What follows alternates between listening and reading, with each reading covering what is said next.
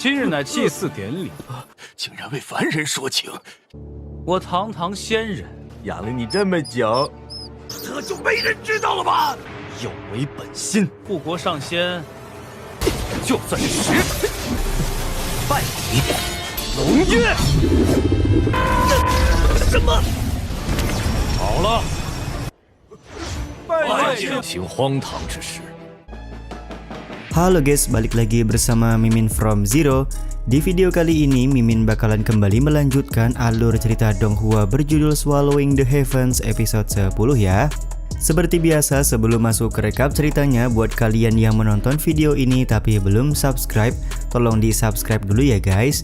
Dan jangan lupa nyalain lonceng biar nggak ketinggalan update terbaru dari channel From Zero.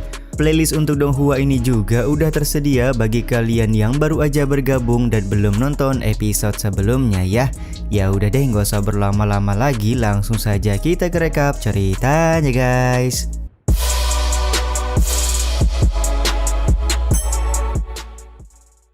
Cerita episode kali ini dimulai dari sebuah tempat makan yang dimana orang-orang sedang membicarakan bahwa Yuan Chen atau adik dari Yuan Hao sudah pulang ke kerajaan Dongyu. Diketahui Yuan Chen menimba ilmu di sekte Zhong Yuan dan akan menjadi salah satu pelindung kerajaan Dongyu ke depannya. Sementara itu di kerajaan Dongyu, upacara penghormatan kepada para leluhur baru saja selesai dilaksanakan. Yuan Hao yang mengikuti upacara tersebut malah tertidur pada saat dia sedang bersujud. Tiba-tiba saja datang pasukan kerajaan yang membawa paman pemabuk yang sempat mereka tangkap di tengah pasar. Yuan Hao pun langsung meminta penjelasan apa yang sebenarnya sudah diperbuat oleh paman pemabuk hingga membuat keributan pada saat upacara penghormatan kepada leluhur. Paman pemabuk langsung ngebacot kalau Yuan Hao sudah menghabiskan banyak tabungan kerajaan Dongyu selama puluhan tahun hanya untuk membangun menara cahaya suci. Bahkan Yuan Hao adalah penyebab utama ratusan ribu prajurit tewas di medan perang. Atas semua kelakuan di luar nurul Yuan Hao ini, paman pemabuk menganggap Yuan Hao sangat tidak pantas menjadi seorang kaisar dan menjadi pemimpin untuk masyarakat kerajaan Dongyu. Sontak ucapan paman pemabuk membuat Yuan Hao sangat marah. Dia pun langsung meminta pasukan kerajaan untuk memenggal kepala paman pemabuk sekarang juga. Ketika pasukan kerajaan hendak membunuh paman pemabuk, Yuan Chen datang ke lokasi untuk menghentikan pembunuhan tersebut. Yuan Chen beralasan kalau saat ini sedang diadakan upacara penghormatan kepada leluhur, jadi tidak boleh ada pertumpahan darah.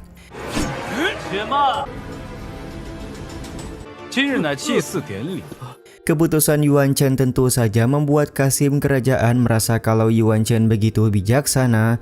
Mereka tidak ragu memberikan pujian kepada Yuan Chen yang selama ini sudah menimba ilmu di sekte Zhong Yuan.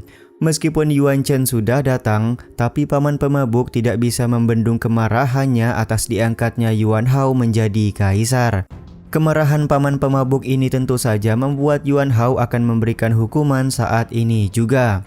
Karena tidak bisa menghukum dengan pemenggalan kepala, maka Yuan Hao menggunakan sebuah tikus kecil yang mematikan. Tikus kecil ini lama-kelamaan akan membuat paman pemabuk kehilangan nyawanya.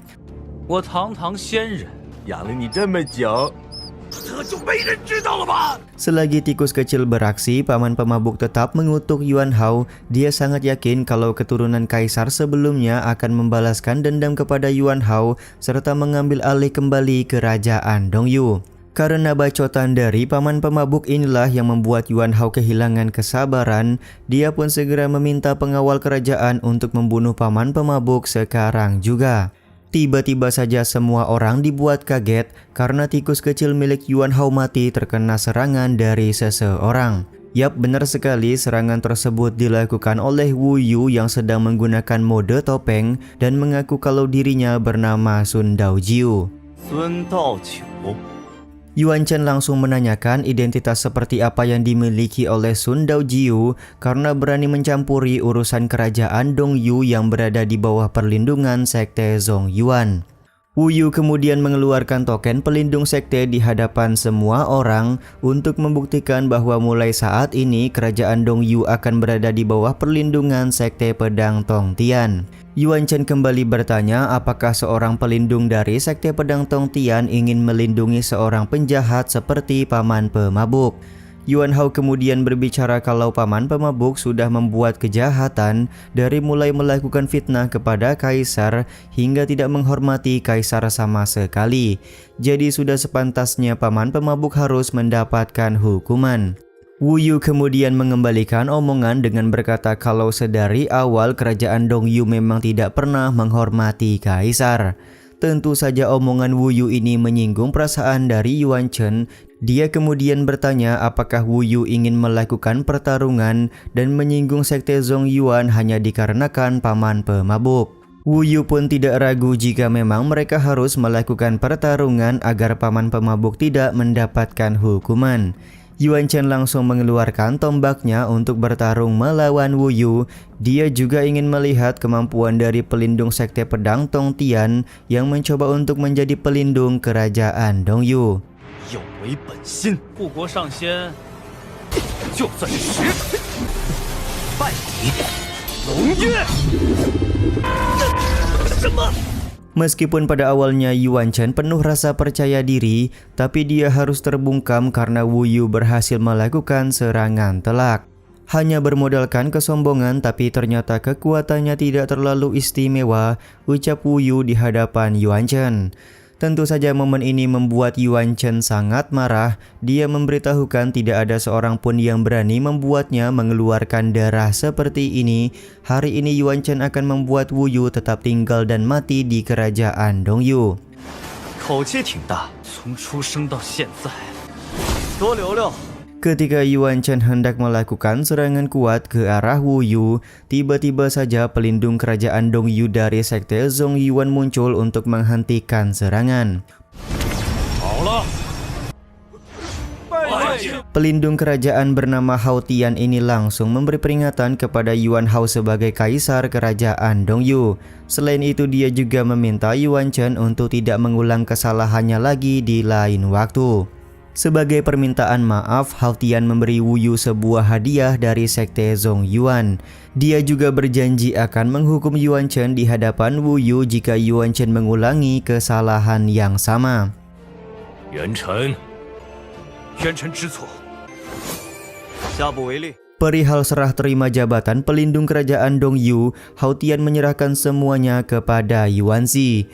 Sebulan dari sekarang, kerajaan Dongyu sepenuhnya akan menjadi tanggung jawab Wu Yu sebagai pelindung dari sekte pedang Tongtian.